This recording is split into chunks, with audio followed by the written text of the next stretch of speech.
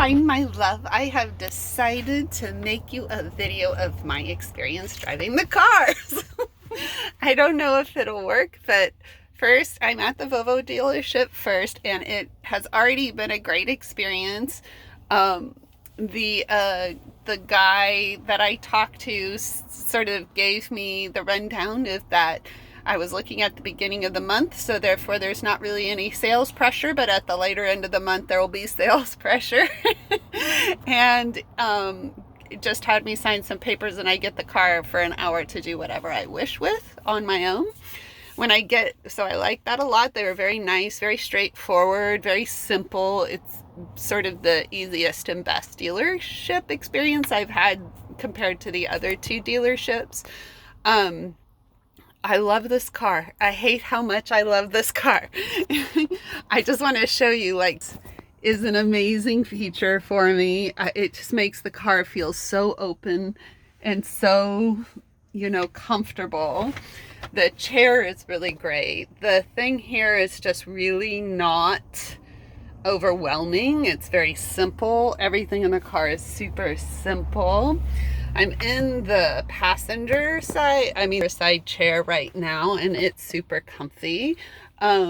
He did tell me that this car doesn't have the 360 camera, and it doesn't have the heads-up display, but it has all my basic needs will be covered when driving it.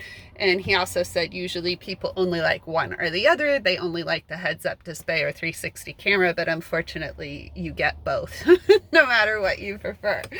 Okay, so now I am gonna go and try the other seats, and here we go.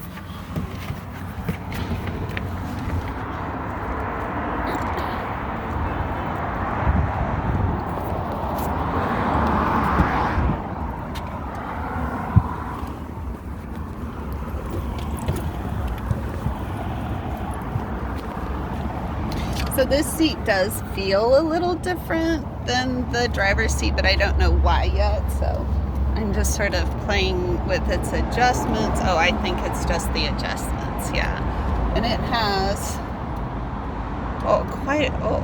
lots of adjustments that I can make. I have to go check the other seat. Oh, it's super comfy. Like, you can move the bar-y things. You can move like the inside of the seat and the outside of the seat. It's super comfy, super nice. They have lots all over the store and all over the car, little tags explaining their features. I'm gonna try the back seats now.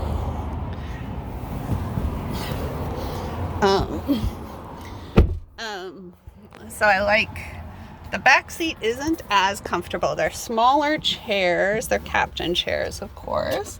They don't have all of the gizmos on the side. In fact, I can't really figure out how to, I think because the seat's down and back. Yeah, so these seats are more the traditional, where you can pull up the front of the seat and you can push it back, and it's not quite as great as the front seats, but it is good. What I do about it is the kids would have their own air conditioning control here, and there's some nice cup providers here, and there's some nice stuff for them to stick their stuff both here and here. I don't know if this is like, well, it looks like it'd be big enough for their water bottles, which is kind of important. It also has a speaker here, which I think is really good for the kids and their music.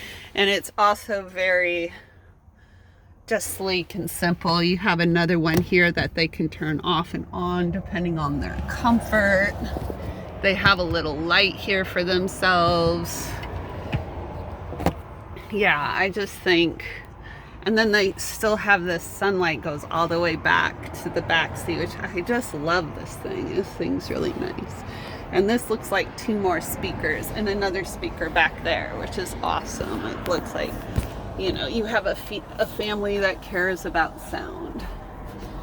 All right, so here's the cargo space, which looks really nice.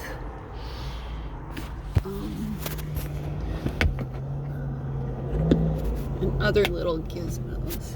Oh, I see. Those are for like the cover thingies, which probably isn't. in there.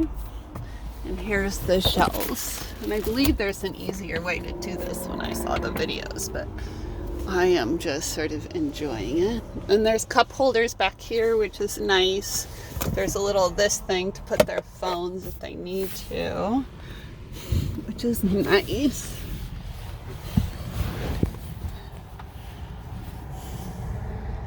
Yeah, and this is my space in the chair. The back isn't great in terms of, you see it, like my head is touching the top. So I would have to slouch a little to be comfy, but I could do it, especially on a shorter drive.